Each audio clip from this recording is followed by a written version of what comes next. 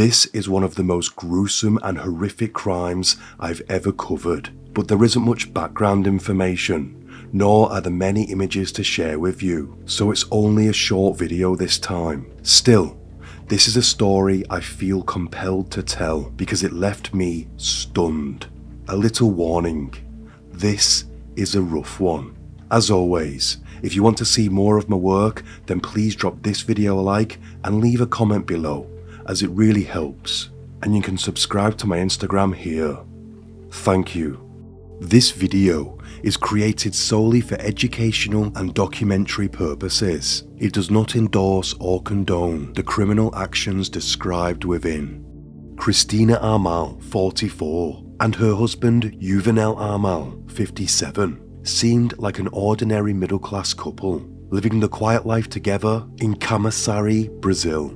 They appeared financially comfortable. They could afford to hire a cleaner, a sign that they had some money. The exact timeline is unclear, but it was around late 2017 when Christina received a substantial compensation payout, roughly the equivalent of £25,000, for an accident she had been involved in. Though the details are scarce, one thing is certain: the amount was significant, enough to catch the attention of others. Unfortunately, a seemingly innocent conversation between the Armal's cleaner and her grandson about Christina's windfall would prove to be a grave mistake. Though it's unclear whether the cleaner's grandson was Daniel Santos Neves, 29, or Carlos Alberto Neres, 25. Both men became key players in this sinister plan. Together, they plotted to rob the Armals of the compensation money, but they didn't act alone. They got the help of 3 teenage males. Then, they prepared for their strike. Their first step was to stalk the couple. They watched closely, learning their routines, figuring out when Christina and Juvenel would be alone at home, tracking their every move. On the 7th of January 2018, they struck.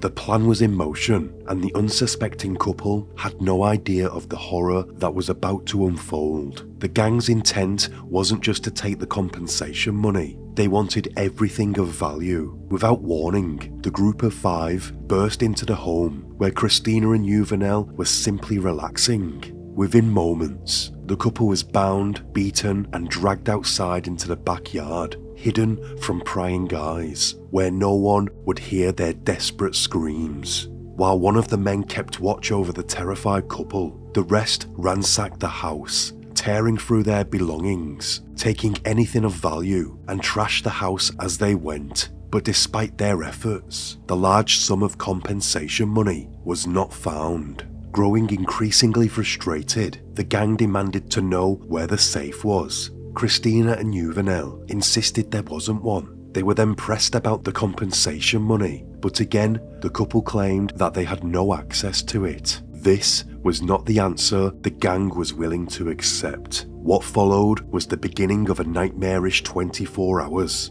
A relentless barrage of torture as the gang sought to force the Armals to give up what they seemingly did not have. Juvenel and Christina were brutally beaten, forced to endure the pain of watching each other suffer. But still, the couple refused to give any information about the money. Then, the nightmare took an even darker turn. One by one, the gang forced themselves on Christina, while Juvenel, powerless to stop it, was beaten and forced to watch. The pain and distress, I'm sure, was unbearable, but despite this horrifying violation, still no answers were given on the compensation money. Then the depravity turned desperate. Using Christina as a weapon to break Juvenel, the gang escalated their cruelty. What came next defies comprehension. Christina's arm was torn from her body while she was still alive. The agony would have been indescribable. Then, in a barbaric act, one of the attackers reportedly began to eat parts of the arm in front of the helpless couple,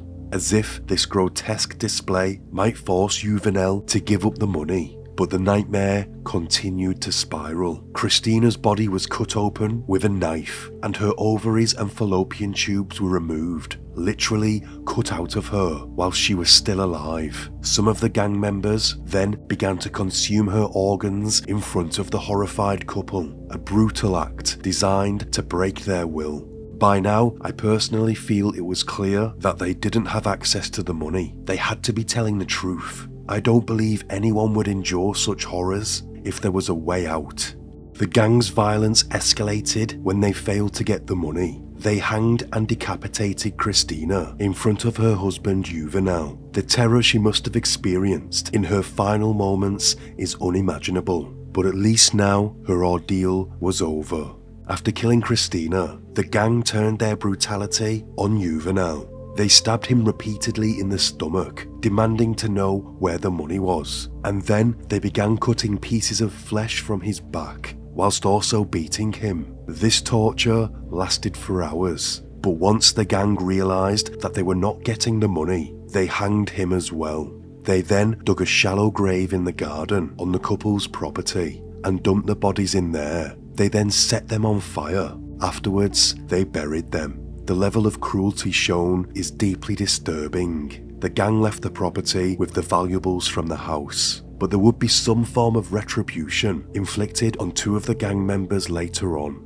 On January 9th, neighbours noticed something was wrong and reported the couple missing. Shortly after, police received an anonymous tip. Daniel Santos Neves and Carlos Alberto Neres were arrested, followed shortly after by the three teens. When the gang was apprehended, they were found with a 12-gauge shotgun, a pistol and a car, which all belonged to the Armals. Detective Santos, who worked on the case, stated, and quote, "Everyone is shocked and appalled by the vicious and senseless killing of a couple who lived a quiet life in the neighbourhood, known as decent, upstanding individuals. During interrogation, it would be the three teens who would crack first and let the authorities know and told of the horrific actions of the gang.